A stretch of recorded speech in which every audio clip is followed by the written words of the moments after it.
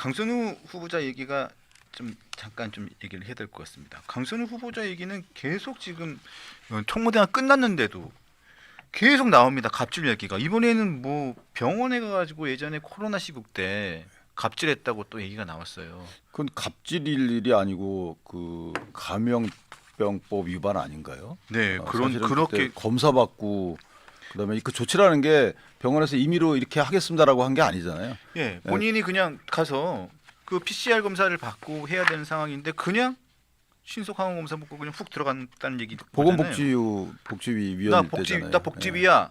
국회의원이야 뭐 나 그랬다. 국회의원이야. 나 복지위야. 이러면서 갔다는 건데 일단은 본인은 그런 적이 없다라고 얘기를 하고 자기는 아프리카에 출장을 갈 일이 있어서 자기는 그 주사를 맞기 위해서 간 것이다라고 해명을 하긴 했습니다.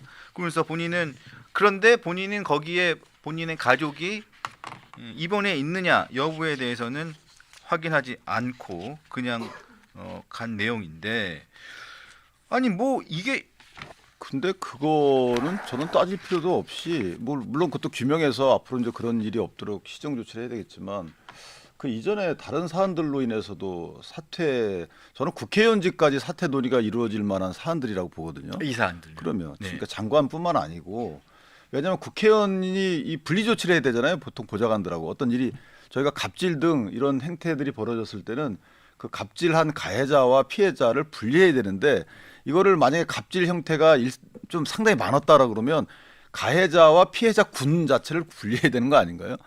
그러니까 왜냐하면 반성의 의지가 있었다면 청문회 나와서 저렇게 거짓말을 안 했겠죠. 안 했죠. 근데 저 거짓말했다는 거는 그걸 저희가 반성의 진정성이 없다고 보여지면 재발의 위험성이 있는 것이고 그런 거 재발의 위험성에서 분리 조치를 하려면 국회의원직도 사퇴해야 된다 이런 논의까지 이어져야 되는 게 현 상황인데 본인이 저렇게 버틴다 그러면 좀 납득은 안 되는 부분이 있어요. 개인적인 뭐 그간에 서로 간의 대인 관계에서 좋고 나쁨의 문제가 아니잖아요, 이거는. 그리고 뭐 그때 보니까 임금 문제도 있었던 것 같은데. 임금 문제도 저는 이해가 안 되는 게 2020년하고 2022년에 본인이 국회의원이 되기 전하고 된 후에 두 번 임금 체불로 노동위원회에서 제소를 같은 분이라고 그런데 하더라고요. 같은 분이라고 네. 본인은 주장을 해요. 그런데 본인의 남편 배우자가 임금을 주지 않아서 그랬다는 거 좀 해명을 하고 있는데 약속된 약정의 돈을 줬으나 그 약정된 돈이 성에 차지 않아서 그래서 돈을 본인이 더 받고 싶어서 제소했다는 거예요. 본인 근데 제소한 대상이 네. 배우자가 아니고 본인이었다는 거잖아요. 그럼 그러니까 그게 이해가 안 되는 거예요. 그게 이런 스토리면 그 맞는 상황일 수 있어요. 예를 들면 보통 총선에 출마하게 되면 그 본인 선거운동을 돕는 사람들에게 식사를 제공하거나 돈을 줄 수가 없어요. 그건 이제 기부행위라 해서 처벌받습니다. 그렇죠. 예. 거기에 그 현장 운전 수행도 포함이 돼요. 그렇죠. 그래서 안 주고 하는데 준다고 약속을 했을 수는 있죠. 그런데 약속을 했는데 이걸 언제까지 준다고 약속을 했을까? 보통은 국회의원 선거에서 공소시효가 6개월이니까 10월 지나서 10월까지 예. 준다고 했겠죠. 그렇죠. 이걸 제 그냥 온전한 추측입니다. 저도 저도 그러면은 그냥, 이제 6개월이 지나면 이게 공직선거법을 처벌 못 하니까. 못 하니까 근데 11월 달에 보니까 신고가 들어왔잖아요. 예. 그러니까 6개월 이후도 안 주네. 안 그러니까 줬네. 본인이 신고를 했을 수 있죠. 달라고 해도. 근데 예. 강선우 의원 입장에서 보면 이 공선법으로 처벌받을 이제 상황이 지나간 거예요. 예. 그런 게 아닌가라는 생각이 들고 그렇죠. 두 번째는 이게 배우자하고 그래서 계약을 했을 수 있어요. 근데 강선호 의원 측 말은 이거 뭐 배우자가 본인이 이제 선거에 나가니까 운전 할 분이 필요해서 배우자 계약을 맺은 건데 맺었다라고 얘기하는데 배우자가 로펌에 계신 분이잖아요. 예, 여기 제일 좋은 그 정도 보통 이제 기사가 있거나 뭐 따르게 쓸 수가 있겠죠. 아, 원래 김현영 전에도 다른데 그 대형 로펌에 있었으니까요. 네. 그렇다면 배우자와 계약을 체결한 부분도 그게 맞다 하더라도 이제 그런 공선법상의 처벌을 피하기 위한 이런 게 아닌가. 왜냐하면 그렇다면 배우자를 상대로 진정을 하지. 예, 왜 국회의원 사무소 국회의원 상대로 합니까? 그리고 거기에 대해서 하여튼 무리한 요구를 했다는 부분도 그런 상황이 없다면 무리한 요구를 할 이유가 없잖아요. 없죠. 그래서 그런 상황이 아니었나라는 개인적인 생각을 해요. 저도 말씀 듣고 보니까 딱 그런 것 같네요. 6개월 지나서 돈을 주려고 보니까 굳이 안 줘도 될 것 이거 같은데. 온전히 제 추측입니다. 네. 또 뭐 강선호에 나 또 자꾸 늘어질라. 이거 추측이에요, 추측. 예. 저도 추측을 하는 거죠. 예. 저도 그런 생각이 딱 드네요. 그러니까 돈을 딱 주려고 보니까 돈을 딱 일단 좀 준 것 같아요. 돈을 좀 줬는데 더 달라고 더 주려고 보니까 에이 뭐 이거 주고 치우지 뭐 이렇게 했겠죠. 뭐 하여튼 이제 선거 임하는 분들은 그런 다양한 환경에 노출되는 경우가 있어요. 그래서 아마 그런 상황일 수도 있겠다라는 생각이 그래야만 납득이 되거든요. 근데 종합 세트예요. 그렇게 보니까 종합 세트예요. 종합 세트. 근데 저는 가장 큰 것은 강선호 의원이 차분하게 되게 겸손하게 청문회에 임했잖아요. 근데 거기서 표정 변화나 인토네이션 변화나 억양 아무런 변화 없이 그러니까 사실과 다른 말을 그렇게 하는 거 이 모습을 전 국민이 봤잖아요.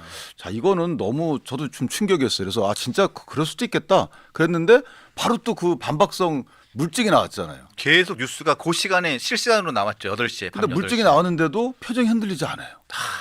그 저는 그거 보고 조금 놀랐었는데 무서워요. 겸손하게 거짓말하면 그 거짓말이 비난 가능성이 없어지는 게 아니잖아요. 더 무섭죠. 그러니까 이거는 인사권자께서 좀 고민할 필요가 없는 사안 아닌가? 뭐 개인적으로 저는 근데 그렇게 생각해요. 전 제가 이렇게 질문드려 좀 죄송한데요. 정략적으로 판단했을 때, 정략적으로 판단했을 때 강선우 후보자가 지금 이런 상황에서 사퇴하는 게 그나마 국민의힘 입장에서는 좋은 겁니까? 아니면 그럼에도 불구하고 이재명 대통령이 그냥 밀어붙여서 강선우 후보자를 임명을 강행하는 게 좋습니까?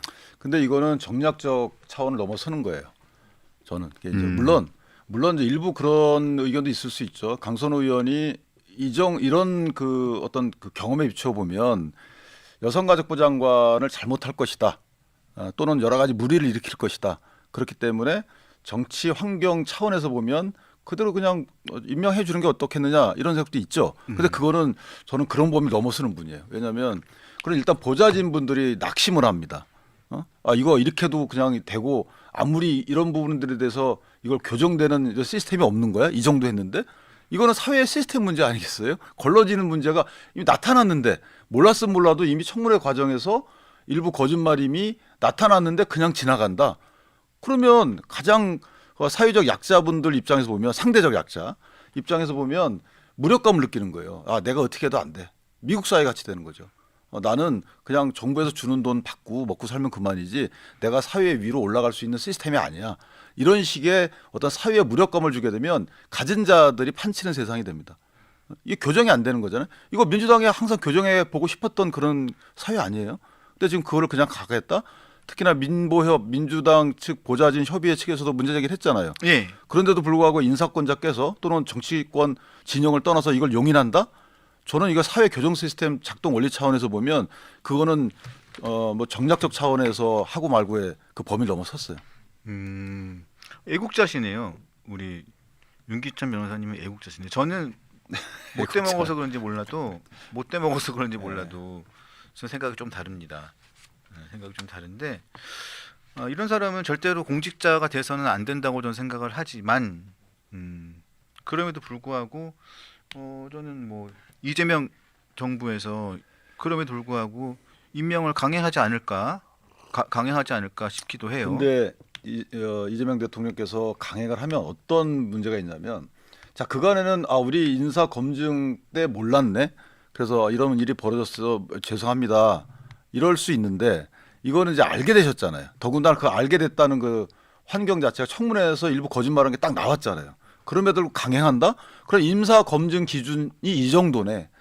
이렇게 국민들이 인식하지 않겠어요? 그래서 저는 강선호 의원을 임명 강행한다 이재명 대통령께서 저는 그렇게 보지 않습니다. 예, 알겠습니다. 네. 오늘 내일 인사 이 두 사람에 대한 결정은 아마 여론조사가 아마 나오면 주말 정도까지 보면서 여론을 보겠죠. 근데 이제 여론조사는 아시다시피 바로 이렇게 반영되지는 않잖아요. 여론이라는 게 거기에 대해서 생각도 있고 얘기도 해보고 해서 보통은 조금 시차를 두고 반영되는 것인데 적극적인 층은 바로바로 반영이 되지만 사실 일반 국민 소위 우리가 말하는 중도층이나 약간 정치에 이렇게 멀게 보시는 분들, 조감하시는 분들의 의사는 조금 시간이 두고 반영이 돼요. 시간을 두고.